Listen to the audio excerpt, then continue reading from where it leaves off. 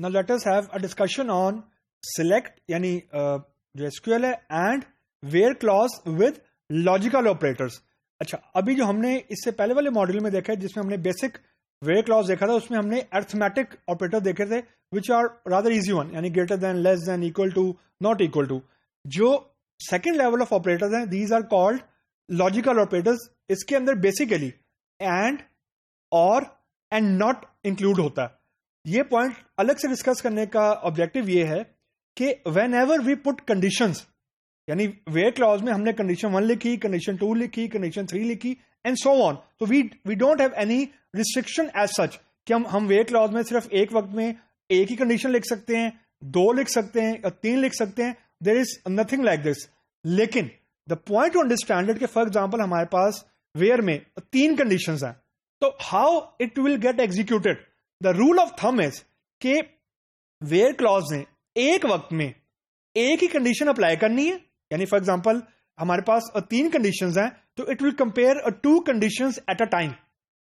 ठीक है, 2 कंडीशंस को वो कंपेयर करेगा और उसके बाद जो भी रिजल्ट आएगा उसको तीसरे वाले ऑपरेटर के साथ कंपेयर करेगा. तो व्हाट यू कैन से कि एक वक्त में बाइनरी कंपैरिजन होता है. अगर आपके पास 2 से ज्यादा कंडीशंस भी हैं, यानी आपके पास एक एंड लगा हुआ है, एक और लगा हुआ है और एक नॉट लगा हुआ है, तो एंड के लेफ्ट हैंड साइड पे कोई कंडीशन होगी, एंड के राइट हैंड साइड पे कोई कंडीशन होगी, एंड देन उसके बाद और होगा और फिर और के लेफ्ट एंड राइट पे कोई कंडीशन होगी. तो what I am trying to say कि जो भी आपका लॉजिकल ऑपरेटर पहले लगा हुआ है, एंड है या और है और मल्टीपल है अगर, तो एक वक्त में कोई भी एक ऑपरेटर के लेफ्ट और राइट वाली कंडीशन ट्रू या फॉल्स होगी, उसका जो भी रिजल्ट होगा इधर ट्रू और फॉल्स, वो रिजल्ट कंपेयर होगा नेक्स्ट लॉजिकल ऑपरेटर के साथ. तो अगर आपके पास एक से ज्यादा लॉजिकल ऑपरेटर है, it won't make any difference. एक वक्त में एक ऑपरेटर का रिजल्ट आएगा ट्रू या फॉल्स और वो रिजल्ट फिर कंपेयर होगा the next, it will be compared with the next logical operator. तो एक वक्त में एक लॉजिकल ऑपरेटर 2 कंडीशन के दरमियान इवेल्युएट होगा, जो भी रिजल्ट आएगा उसका रिजल्ट नेक्स्ट लॉजिकल ऑपरेटर के साथ कंपेयर होगा और जो भी रिजल्ट आएगा वो फिर आउटपुट में जाएगा. अच्छा, अब जब ये कह रहे हैं कि जो भी रिजल्ट आएगा तो वो आउटपुट में जाएगा, तो here comes the importance of what we called as a truth table. अब ट्रुथ टेबल से मुराद ये होती है कि हाउ द सिस्टम और हाउ वुड यू नो कि कौन सी रो ने आउटपुट में जाना है और कौन सी रो ने आउटपुट में नहीं जाना. तो now just look at the screen.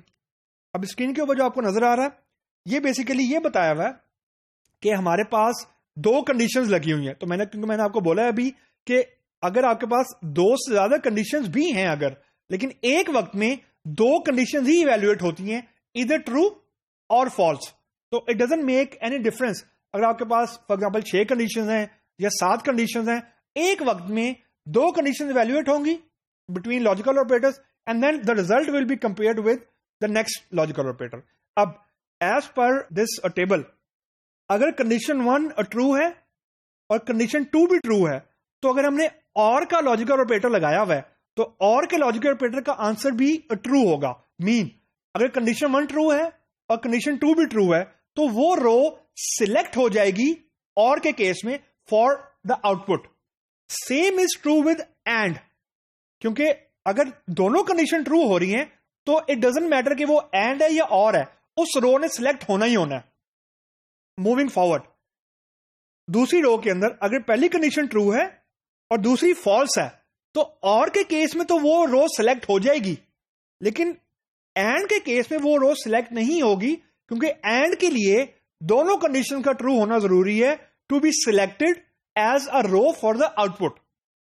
For the third row, if the first condition is false the second is true, और के केस में अगेन वो रो सिलेक्ट हो जाएगी और एंड के केस में अगर एंड ऑपरेटर लगा हुआ है तो वो रो सिलेक्ट नहीं होगी. और look at the last thing, condition 1 is false, condition 2 is false, तो और हो या एंड हो, this particular row will never get selected as an output on the screen.